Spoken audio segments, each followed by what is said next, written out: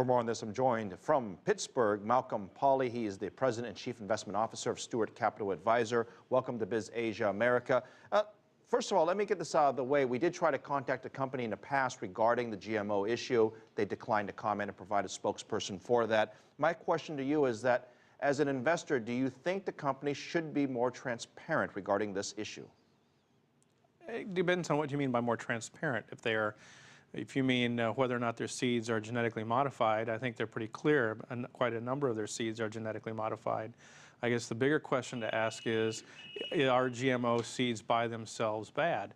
And I think there is still a lot of debate on that fact. In fact, a recent acquisition of Monsanto, the Climate Change Corporation, the CEO of that company had done quite an extensive research into genetically modifieds before he was acquired by Monsanto, and actually wrote a fairly lengthy letter to his employees explaining why being owned by Monsanto it made sense and why GMO is not necessarily a bad thing.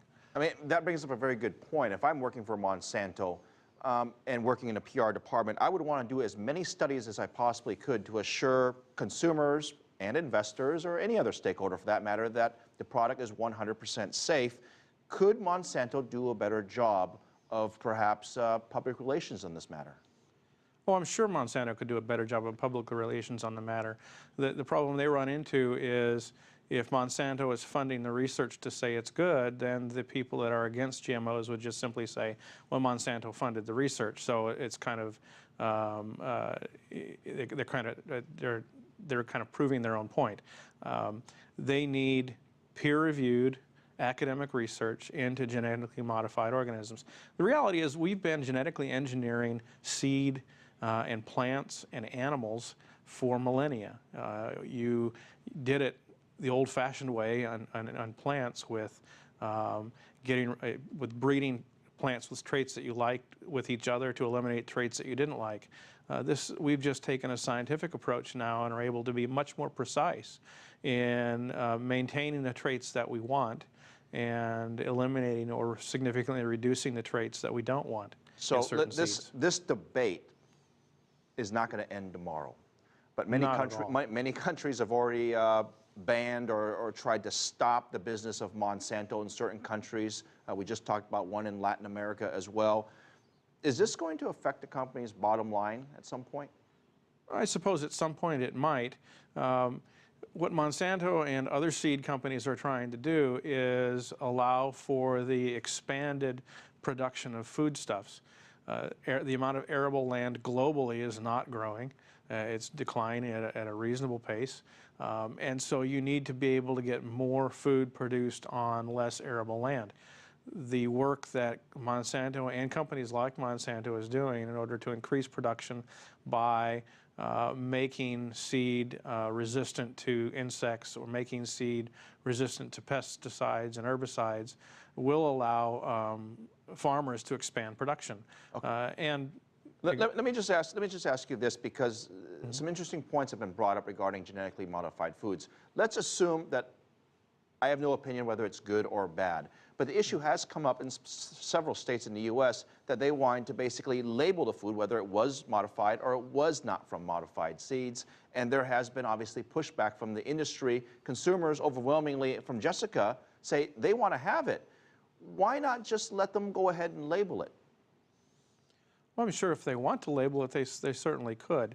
You know, my guess is, and I haven't looked into the process of how difficult it is to label food in the United States and globally, whether it's got genetically modified organisms in it or not.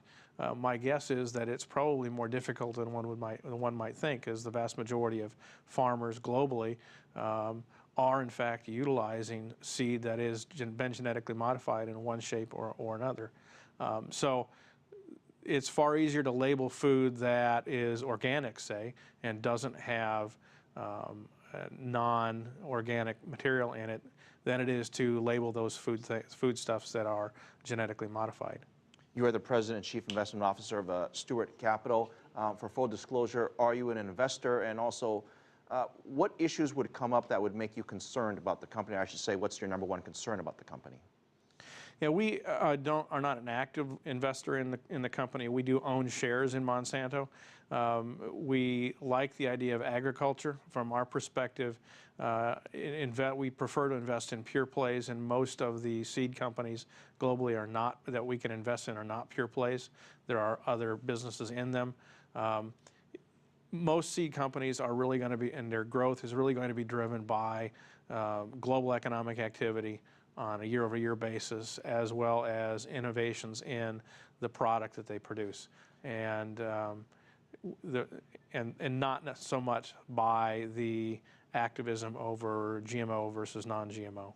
Very quickly, your outlook or take on food commodities in 2014. You mentioned earlier some of the farming land is perhaps not driving the yields as much as they should. What's the outlook for that? You know, in terms of outlook for farming, I would guess that farm prices are probably going to be, in corn is probably going to stabilize a little bit, as there have been a lot fewer farmers more farmers rotating out of corn production into soybean production, largely because soybean prices have been higher. That will probably push soybean prices down a bit. We prefer to invest in more of the basic material commodities like fertilizer, and where there's a lot more investable opportunities. Malcolm Polley, Stewart Capital Advisor, we thank you for coming on to the show.